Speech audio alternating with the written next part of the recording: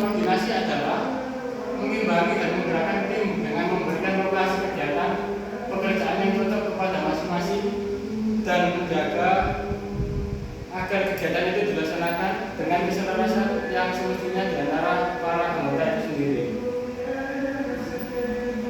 Definisinya yang dimaksud dengan koordinasi adalah proses pengaturan, memadukan atau pengintegrasian kepentingan bersama untuk mencapai tujuan bersama secara efisien dan efektif. Hal yang perlu diketahui selanjutnya adalah tujuan koordinasi. Koordinasi dapat didefinisikan sebagai proses penyepakatan bersama secara mengikat berbagai kegiatan atau umur yang berbeda-beda sedemikian rupa sehingga kegiatan atau unsur itu terarah pada pencapaian suatu tujuan yang telah ditetapkan dan mencapai keberhasilan. Next, yang selanjutnya adalah tujuan koordinasi.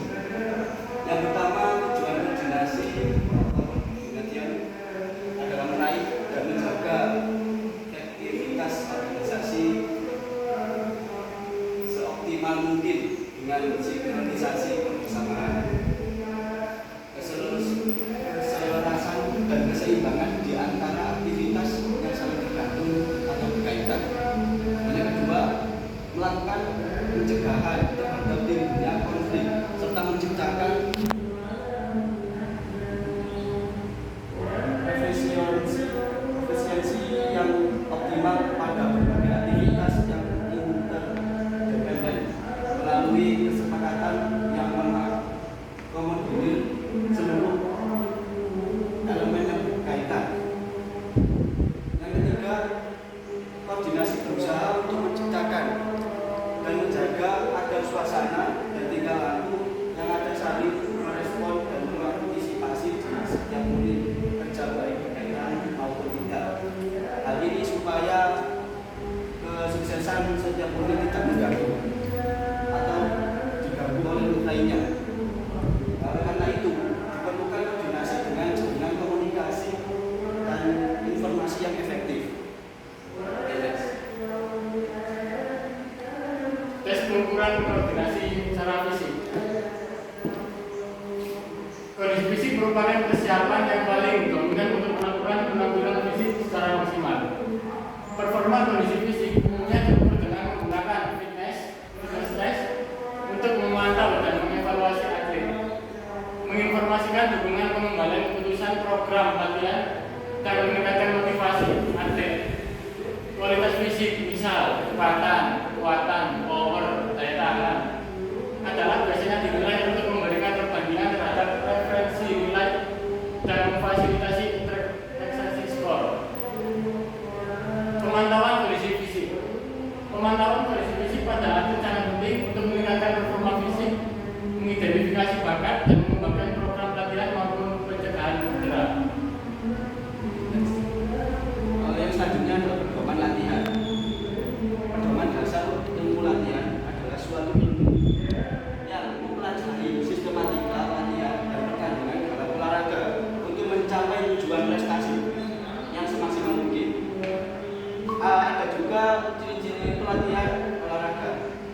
Yang pertama adalah pelatihan olahraga merupakan proses pembentukan individu secara keseluruhan.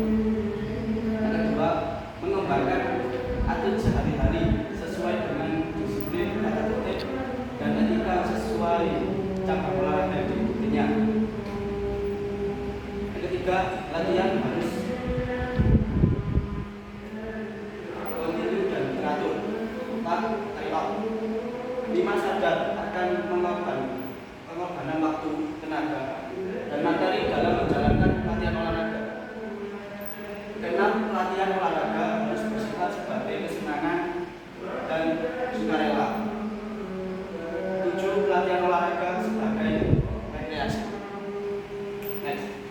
Metode latihan. Metode pelatihan merupakan langkah-langkah yang diambil pelatih dalam proses latihan. Langkah-langkahnya tersebut berkaitan dengan prinsip-prinsip latihan yang meliputi prinsip individual, penambahan beban latihan, prinsip interval, prinsip penekanan beban, variasi dalam latihan, prinsip penetapan sasaran dan prinsip evaluasi.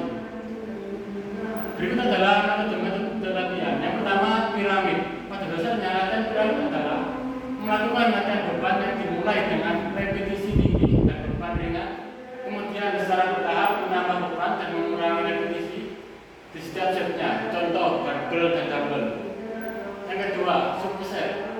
Superset adalah teknik yang melakukan dua gerakan berurutan tanpa jeda istirahat setelah gerakan pertama. Contohnya, setelah Anda melakukan bench press tanpa istirahat, lanjut ke gerakan selanjutnya yaitu road order. Next, metode latihan. Metode latihan ini yang ketiga adalah drop set. Drop set merupakan variasi dari latihan konvensional yang Anda lakukan pada umumnya. Latihan ini menggunakan 3 set secara langsung tanpa jeda istirahat.